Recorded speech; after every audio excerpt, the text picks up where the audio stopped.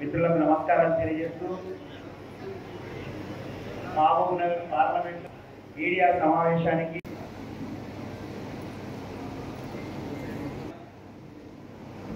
మిత్రులందరికీ కూడా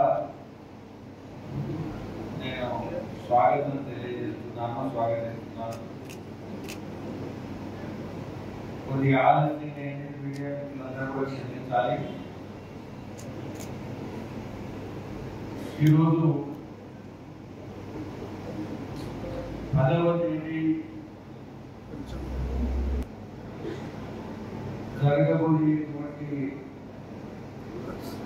బహిరంగ సభ ప్రధాని గౌరవనీయులు నరేంద్ర మోదీ గారు ప్రసంగించేటువంటి బహిరంగ సభ ఈ సన్నాహక సమావేశం, తయారీ సమావేశం, వీటన్నిటిని కూడా చర్చించడం కోసం, సమీక్షించడం కోసం,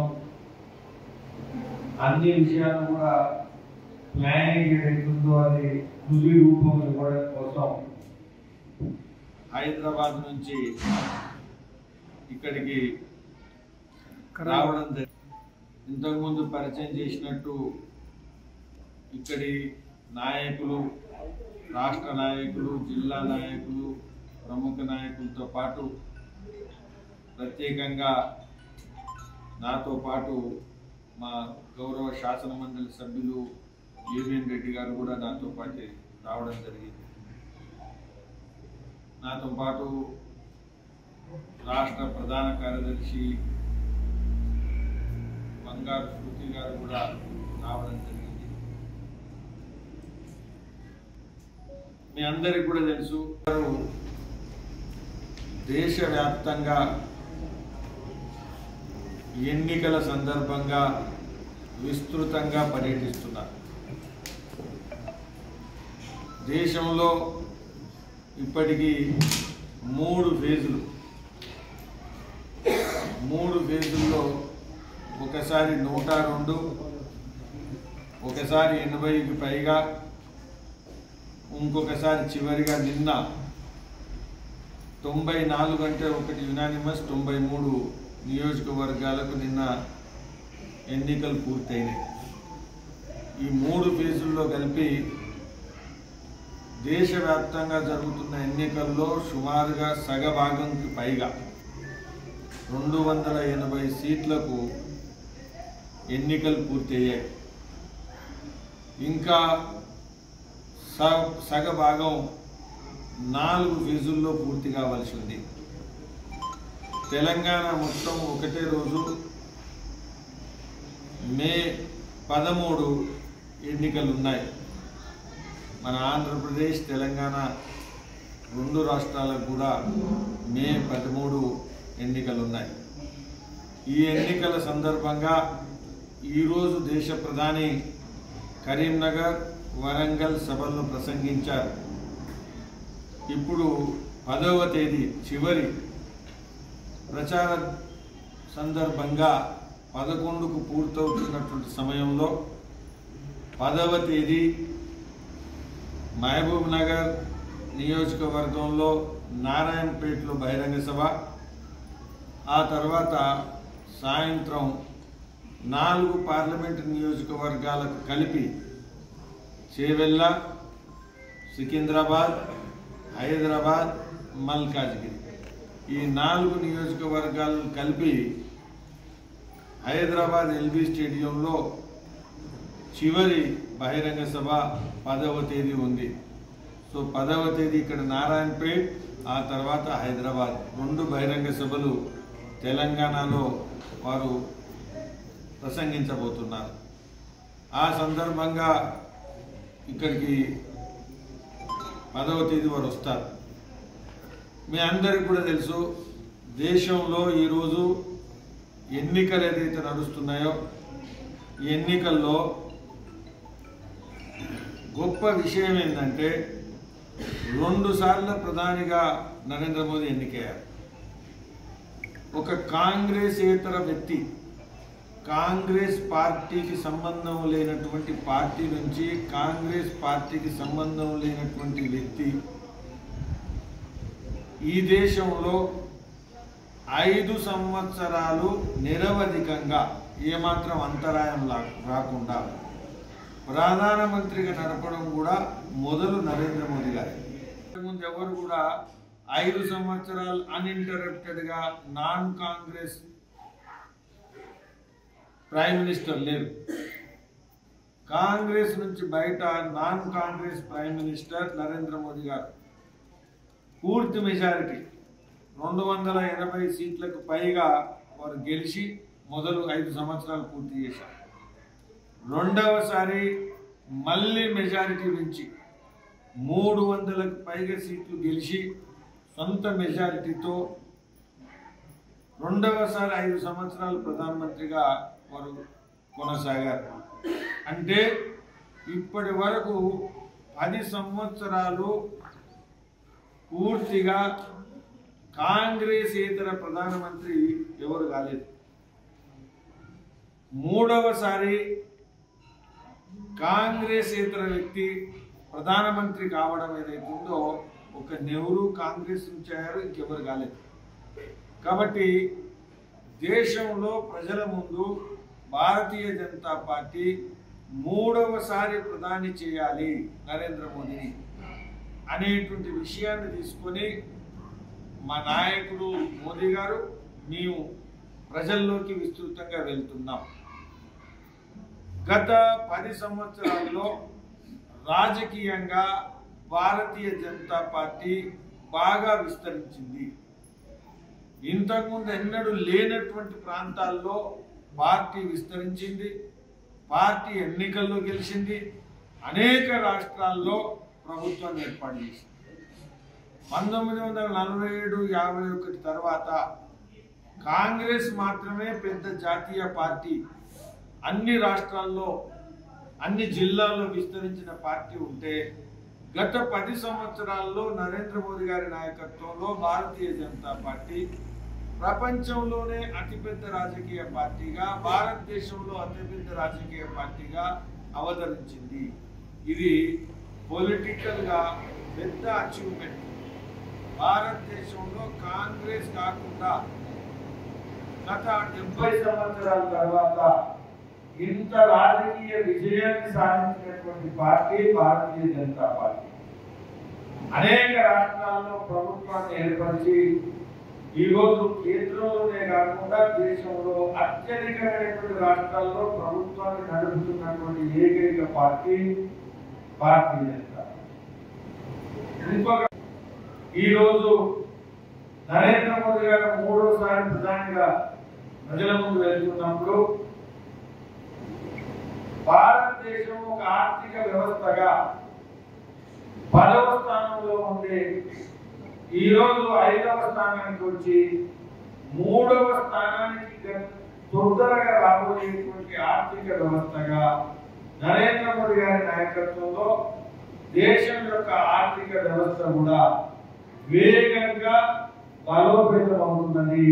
త్వరగా 3వ ఆర్థిక శక్తిగా, అంటే అమెరికా, చైనా తర్వాత అతిపెద్ద ఆర్థిక వ్యవస్థ కూడా భారతదేశం అవతరిస్తున్నది.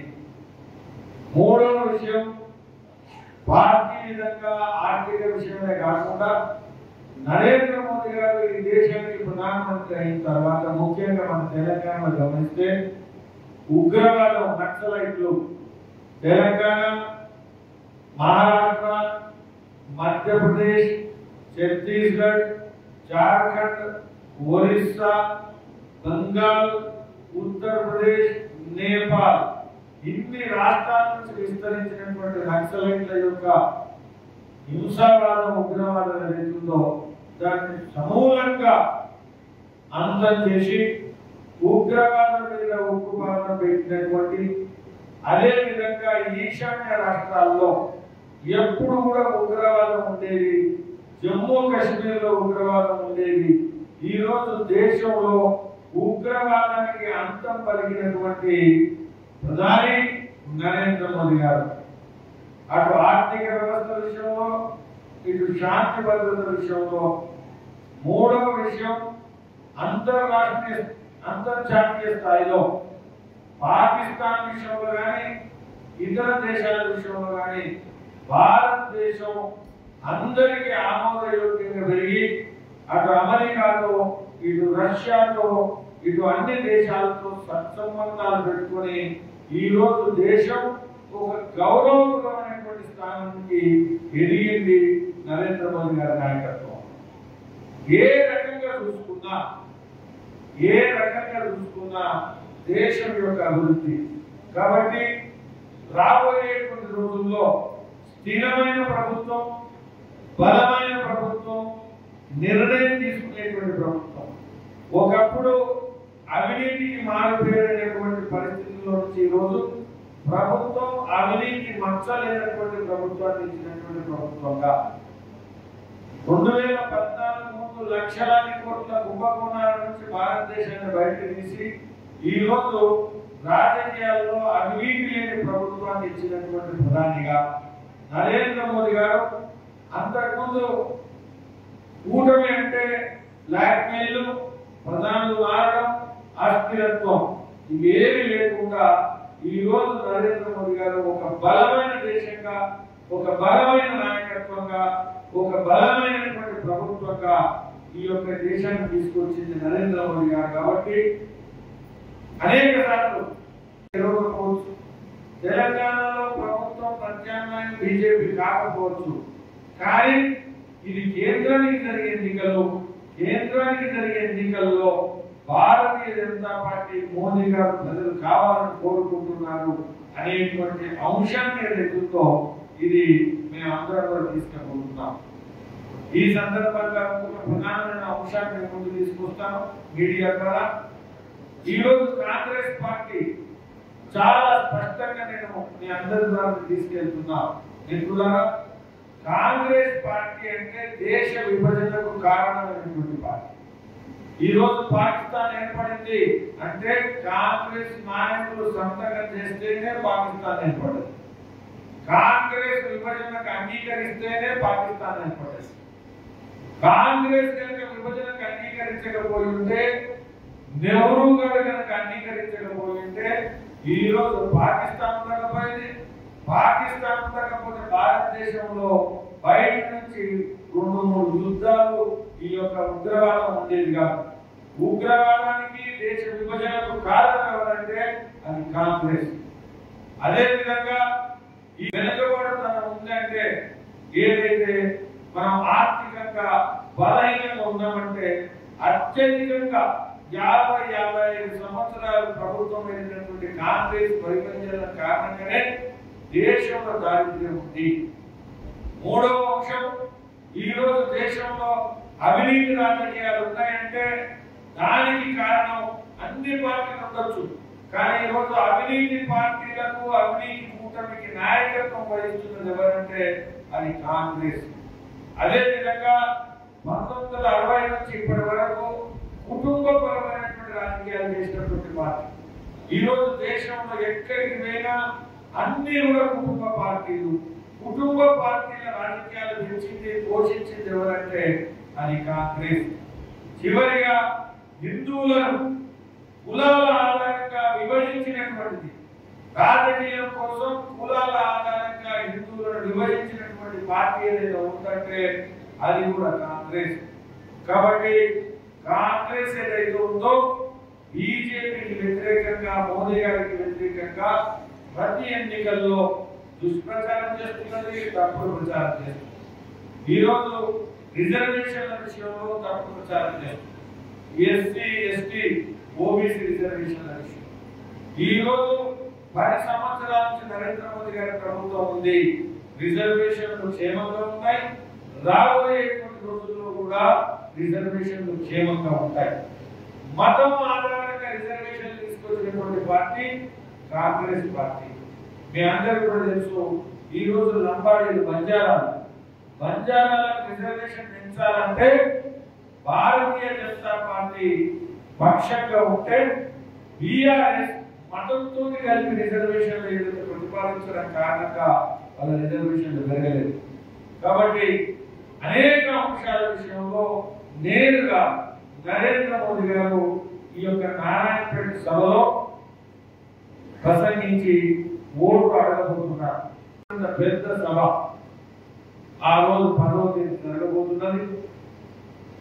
దానికోసం పూర్తిగా పాలమూరు నియోజకవర్గం సంబంధించినటువంటి కార్యకర్తలు, మిత్రులు, ప్రజలందరినీ కూడా మేము ఆహ్వానిస్తున్నాం. ఒక చారిత్రాత్మకమైనటువంటి సభ, ఆ యొక్క సభ దిగ్విజయం చేయాలని నేను అందరిని ప్రజల్ని కోరుతున్నాను. ఈ రోజు మేము ఈ యొక్క సభ యొక్క పూర్తి వ్యవస్థలు, అదేవిధంగా సభకు వచ్చేటువంటి ప్రజల యొక్క సౌకర్యం, ఎందుకంటే బాగా వేసవి కాలం నడుస్తుంది, వీటన్నింటినీ వేదిక, సభలో ఉండేటువంటి మొబిలైజేషన్, అదేవిధంగా సభలో ఉండేటువంటి బహిరంగ సభ ప్రసంగాలు, వీటన్నింటినీ కూడా ప్లాన్ చేయడం కోసం ఈ రోజు మా ప్రముఖ కార్యకర్తల యొక్క తయారీ సమావేశం ప్రారంభమవుతుంది. దానికోసం నేను రావడం జరిగింది. మీడియా మిత్రులకు అందరికీ కూడా మరొకసారి ధన్యవాదాలు.